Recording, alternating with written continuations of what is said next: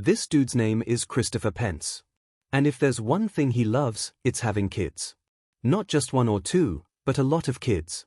The kind of number that makes people stop and say, wait, how many? If kids were trophies, this guy would have an entire display case. It's not like he just wants a big family. No, he wants a huge one. The kind where you need a roll call just to make sure no one got left at the grocery store. But lucky for him, his wife, Michelle, feels the same way. She's not just on board with this plan, she's the co-captain. If Christopher dreams of a house full of children running around, laughing, playing, and probably breaking furniture, Michelle is right there saying, let's do it.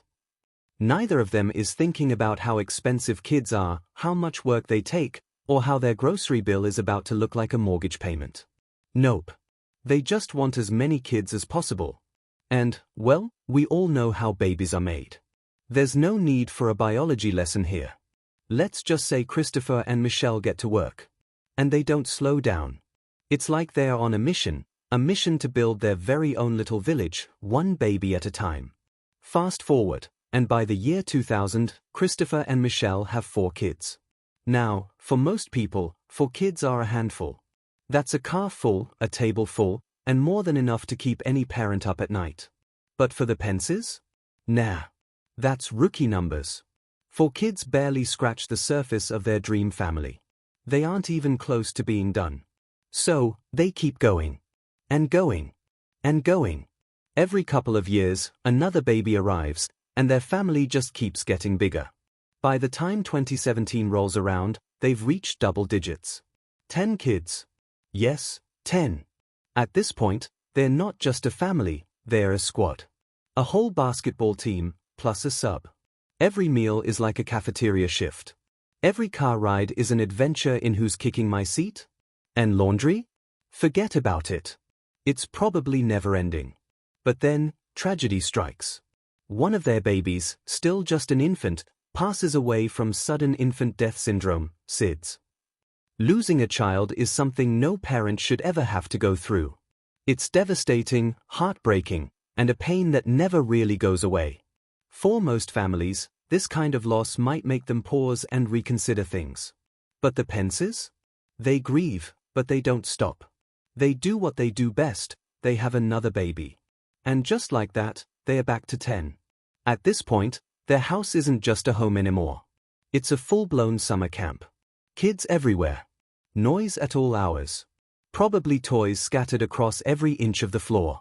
But somehow, even with 10 kids, it still isn't enough for Christopher and Michelle. They still want more. And then, one day, they get an opportunity they cannot refuse. While on a road trip in their RV, because, let's be real, a regular minivan just won't cut it for a family of 10, Michelle is scrolling through a message board for homeschooling parents. She's probably looking for parenting tips, lesson plans, or maybe just a support group for people who spend their entire day surrounded by tiny humans. But then, she stumbles onto a post that stops her in her tracks. It's from a couple called the Corderos, and they're in a bit of a situation. They're dealing with some serious marital issues, and with all the stress, they can't properly take care of their 6 kids. So, they're looking for someone to temporarily step in and help.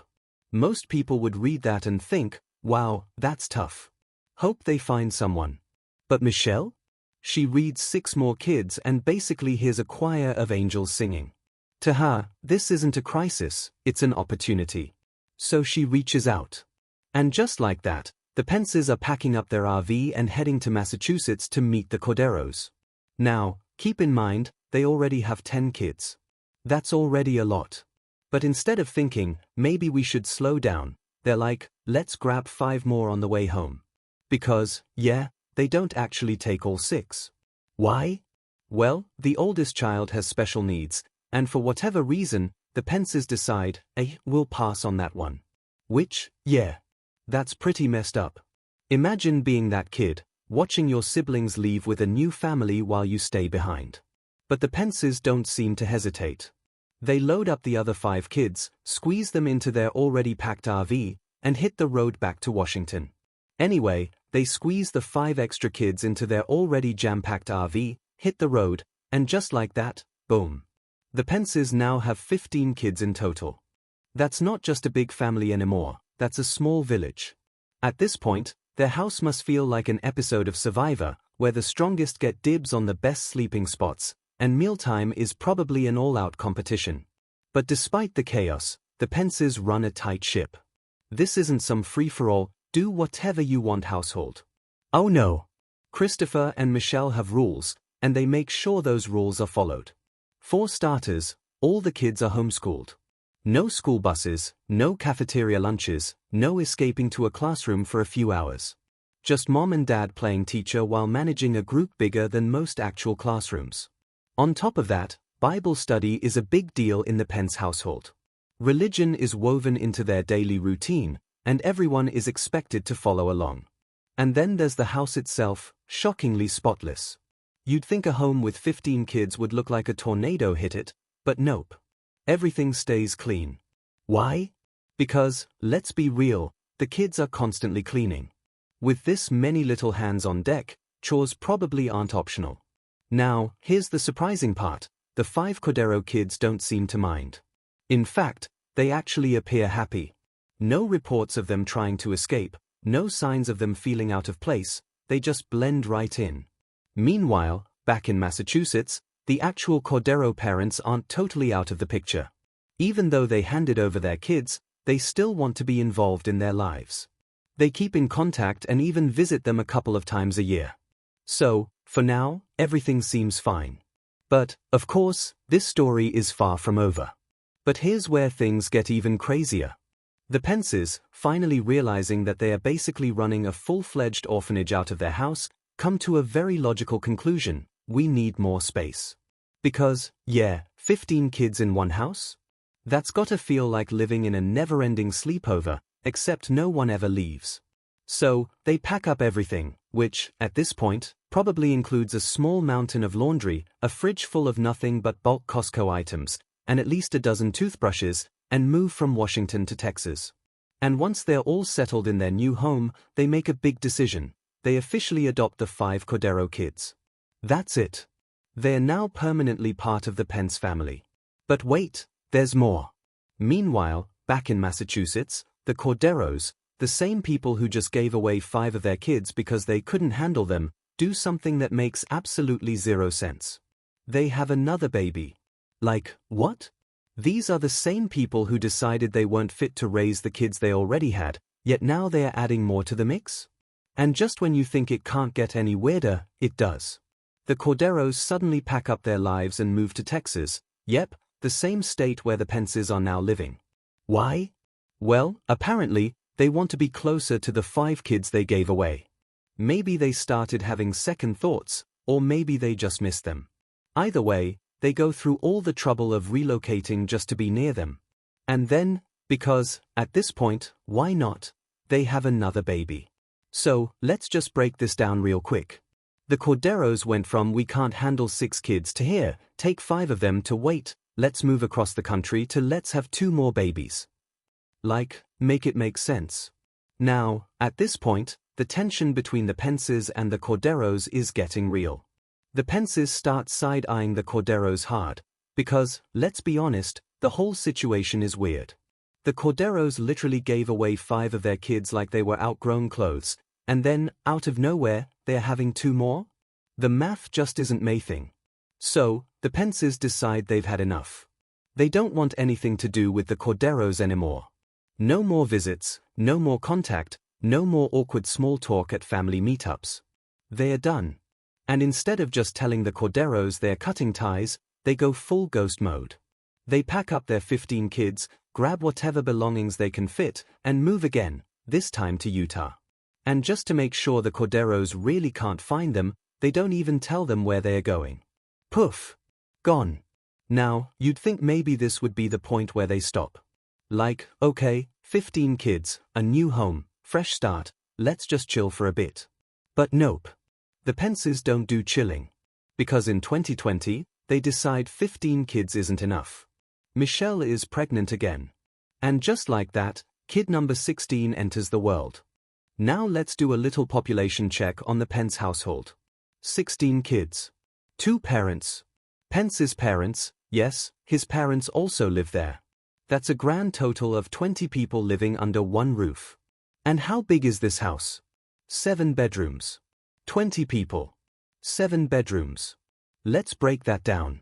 That's almost 3 people per room, and that's assuming no bathrooms, no living rooms, no storage spaces, just bedrooms. At this point, this isn't a house. This is a refugee camp. This is some every-man for himself type of living arrangement. And somehow, this still isn't the craziest part of the story.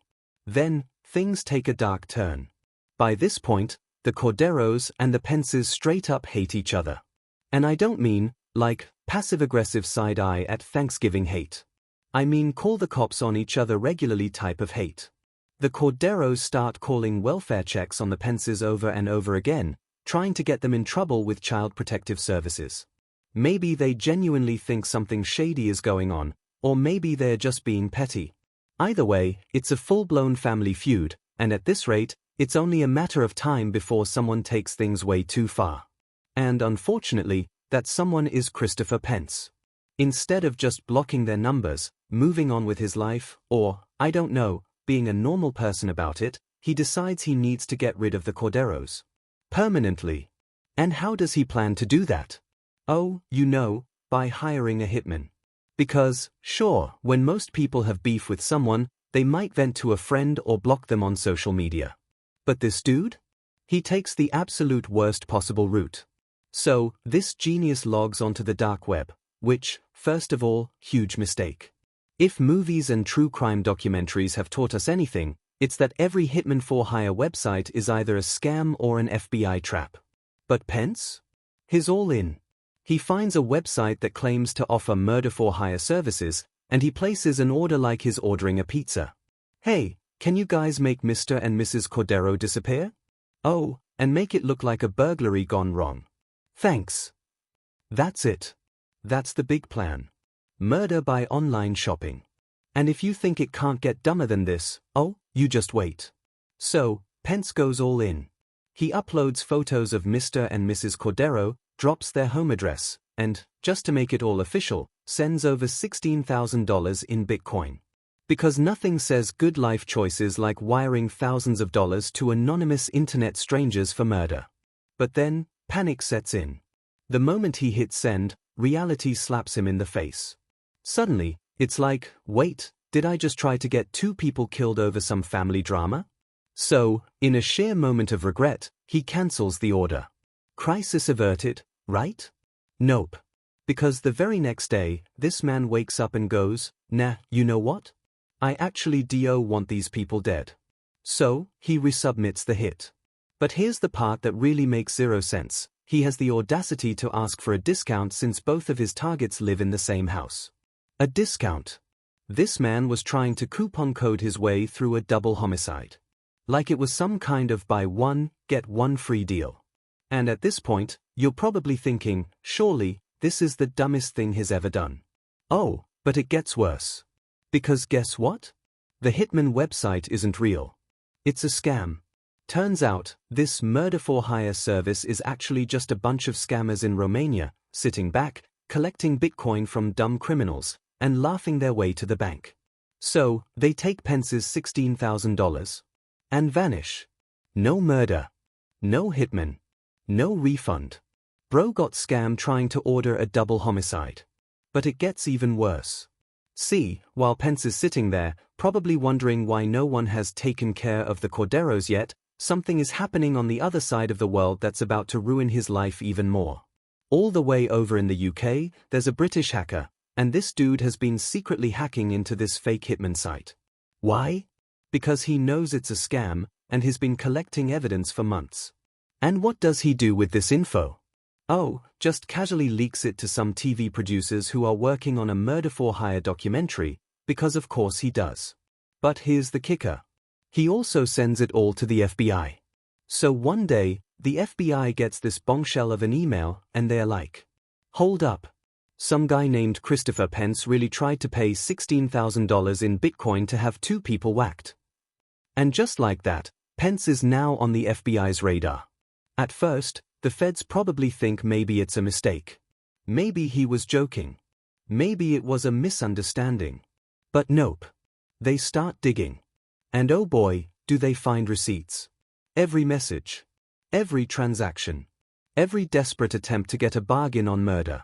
So they do what the FBI does best, they arrest him. And because Pence is clearly not built for a life of crime, he immediately folds. He takes a plea deal faster than he tried to cancel his first hit order. And in the end? He gets sentenced to 7 years in prison. And what about his wife, Michelle? Well, now she's alone, stuck raising their 16 kids by herself, and relying on charity just to survive. And that, my friends, is how Christopher Pence went from having one of the biggest families ever, to being the dumbest criminal alive.